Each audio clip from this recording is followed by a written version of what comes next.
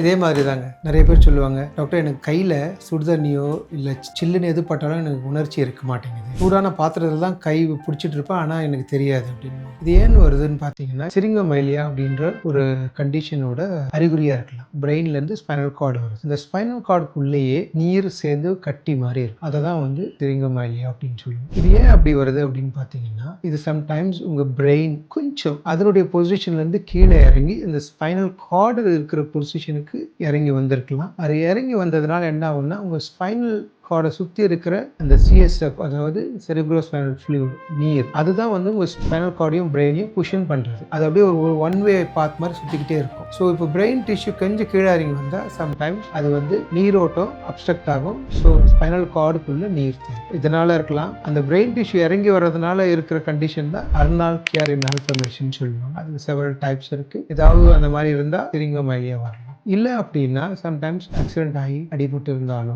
இல்லை spinal கார்ட்லேயே tumour இருந்தாலோ, இல்லை வேறு ஏதாவது வைரல் இன்ஃபெக்ஷன்ஸ் வந்திருந்தாலும் இந்த மாதிரி கண்டிஷன் வரும். ஸோ உங்களுக்கு அது மாதிரி இருந்தது அப்படின்னா ஸ்பெஷலிஸ்ட்டை பாருங்கள், அவங்க உங்களுக்கு ஹெல்ப் பண்ணுவாங்க.